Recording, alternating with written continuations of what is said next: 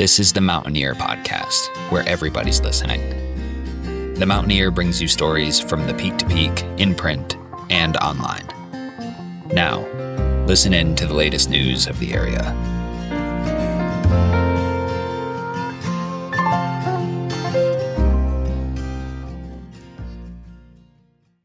Hello there, everybody. My name is Jamie Lammers, and welcome to Music of the Mountains, where to be and what to see, brought to you by the Mountaineer Podcast. This week, I'm incredibly excited to bring on the longtime bassist of the modern bluegrass group, Punch Brothers.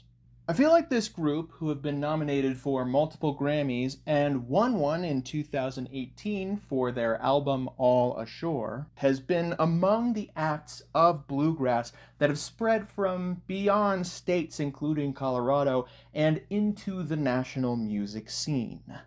I've heard their name quite a few times over the last few years, and I am incredibly excited to be able to bring a member on to actually talk about an upcoming show from Punch Brothers.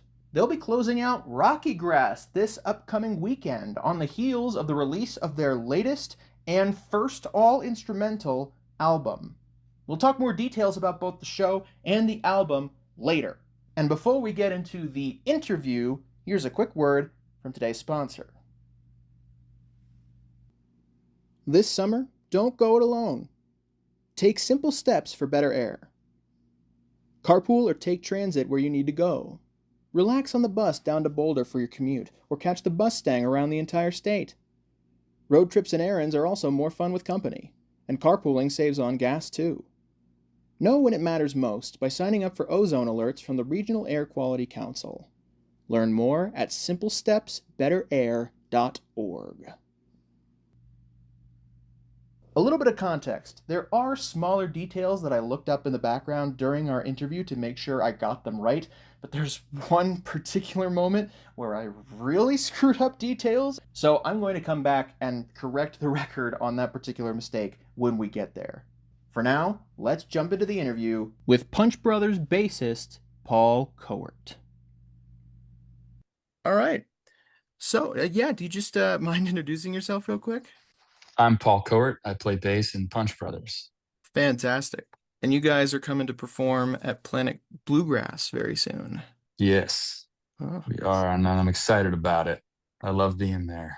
For sure. You were talking about how you love Lyons before we started the interview. Are you have you played Planet Bluegrass specifically before? Oh yeah, Punch Brothers plays RockyGrass every 2 or 3 years, it seems like, and we play at another Planet Bluegrass festival in Telluride every year. So it's very dear to our hearts.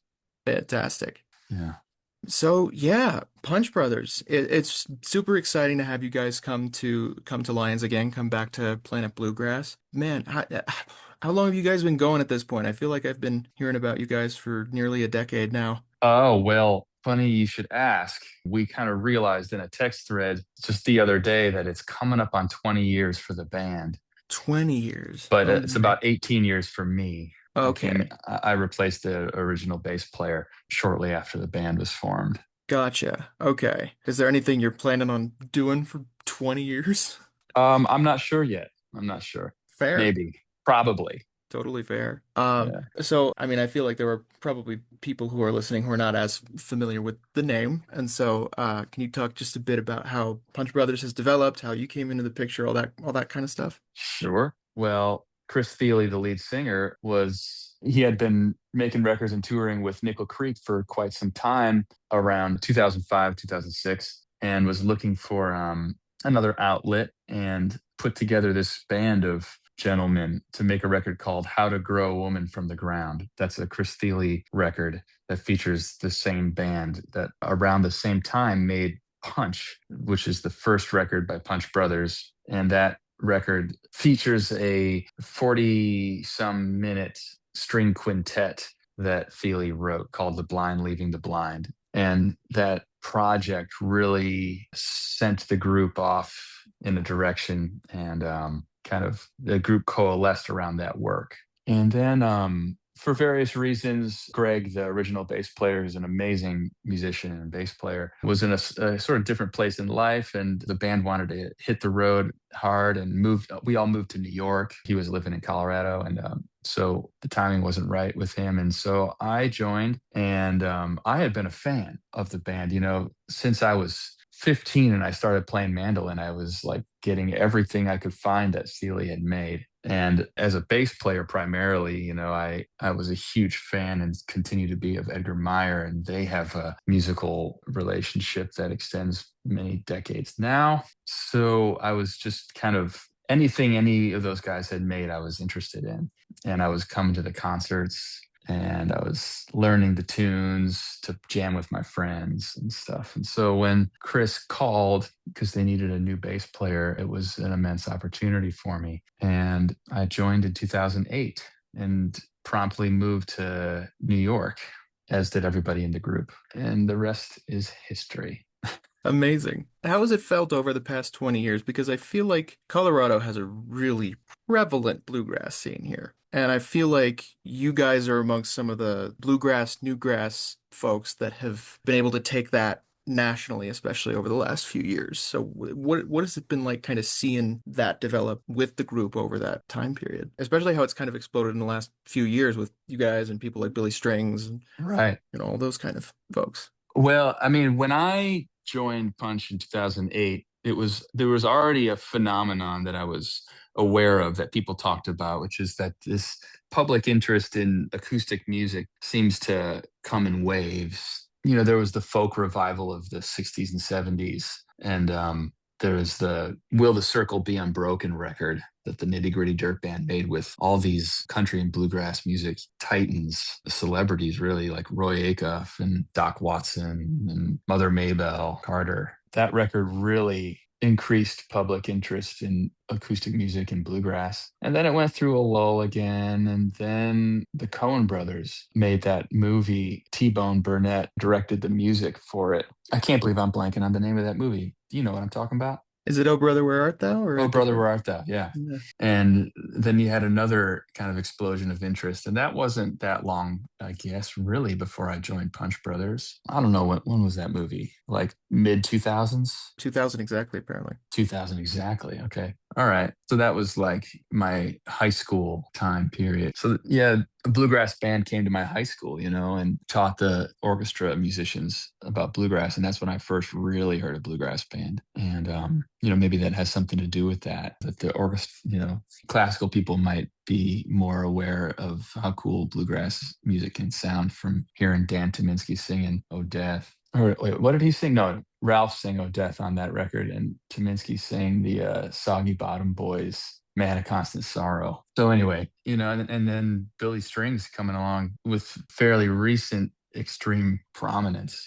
He's been at it for a while, but recently it's just really taken it to a whole new level. And I guess I've heard it said that I'm not a, historian on this matter, but that he's playing to more people than any bluegrass artist has before, playing in arenas and stuff, So that's very exciting. Absolutely. And you guys have also obviously developed and jumped into other things outside of Punch Brothers. Chris Thiele has an extensive history outside of that. And Eddie Benjamin's been doing a lot of collaborations, particularly with Shawn Mendes in recent years, which I've loved. Okay, sweet. All right, here's the moment where I completely messed up what I was talking about. Really quickly, I want to be able to shout out some of the other musical endeavors of all of the other band members, since that's what spawned this question in the first place. We'll talk with Paul about some of his later, and there are far too many from Chris Thiele to even name, but some of the ones that I really want to shout out. Noam Pekelny, the banjo player, has previously performed with Leftover Salmon. The band's former bass player, Greg Garrison, is currently a member of Leftover Salmon and played with Dave Johnston and Jeff Austin in their pre-Yonder Mountain String Band group known as Fireweed. Greg reunited with Noam and guitarist Chris Eldridge in the supergroup Mighty Poplar, whose self-titled album was nominated for a Grammy. Brian Sutton subbed for Chris Eldridge in the early years of Punch Brothers during tour because Eldridge was very busy in another project. He is one of the founding members of the infamous String Dusters. Paul, Chris Eldridge, and Chris Thiele were all part of the house band of Live From Here, a successor to A Prairie Home Companion with Garrison Keillor. In fact, Thiele was the successor as the host after Garrison left the show.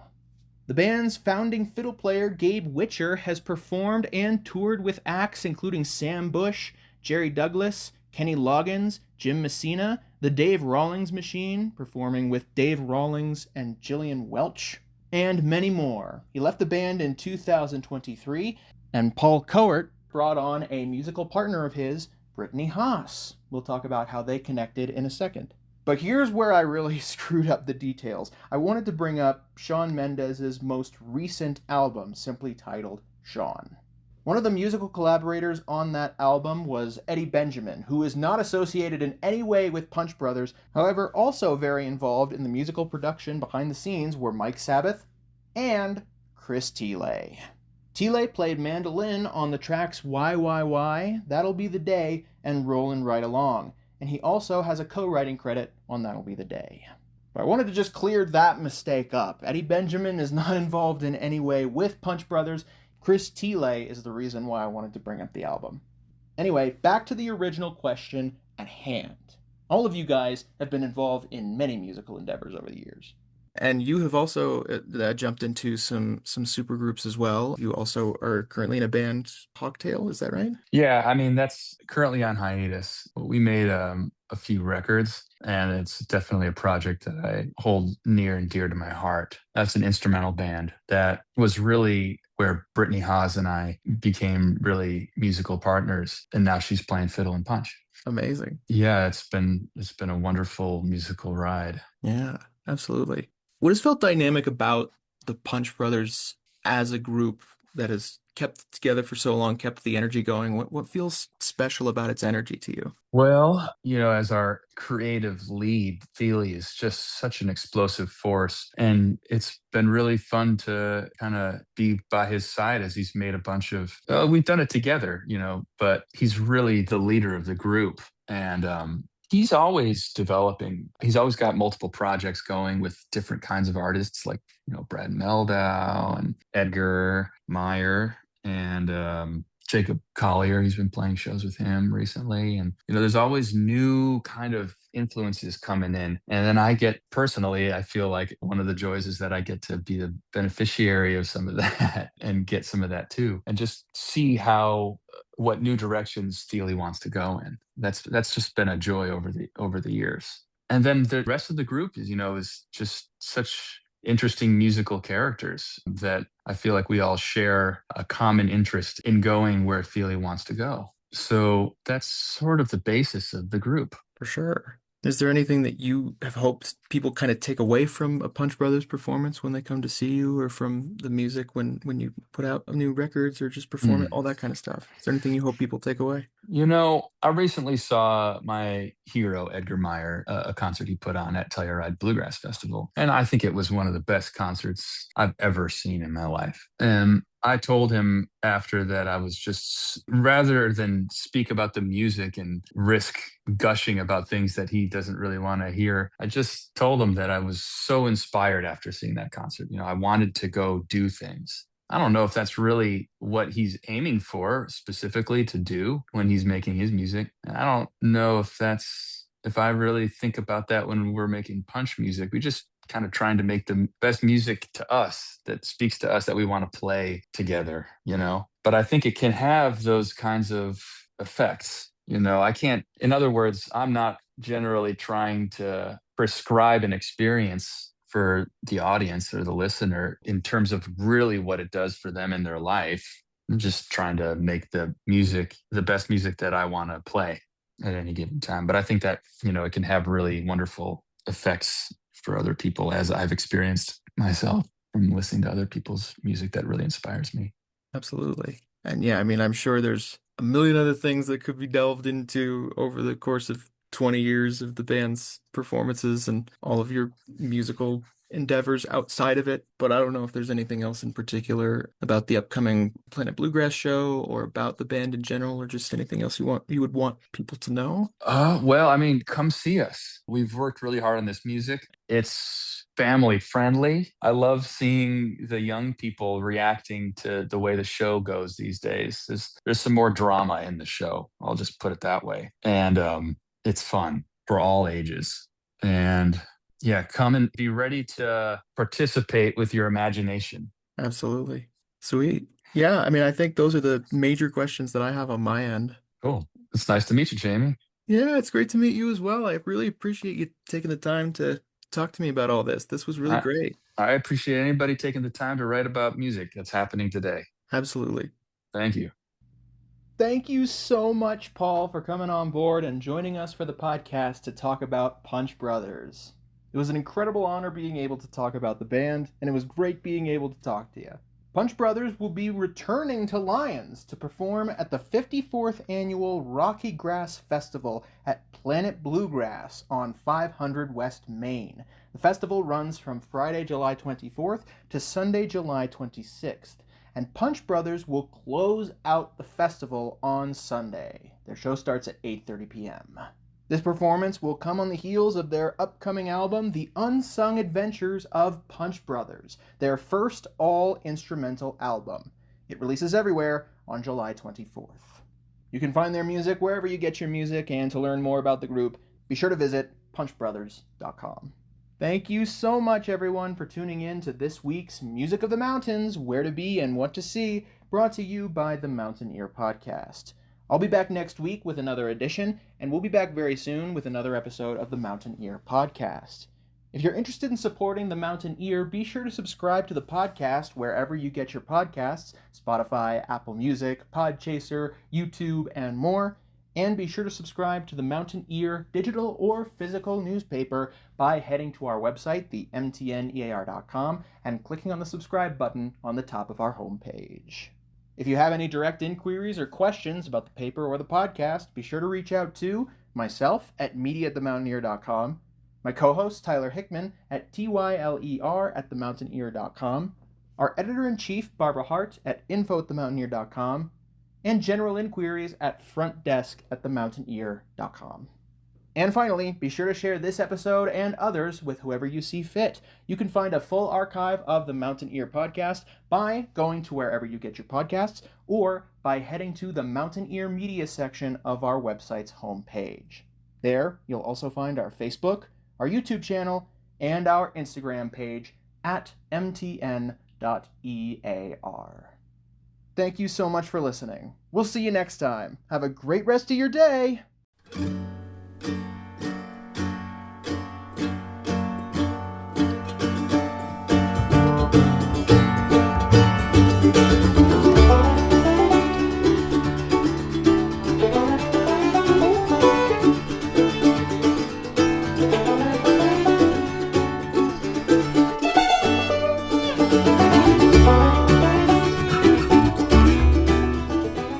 The song that you are currently listening to is called New Bike. It's the debut single and the opening track from the upcoming album, The Unsung Adventures of Punch Brothers, the first all-instrumental album from the Grammy Award-winning group.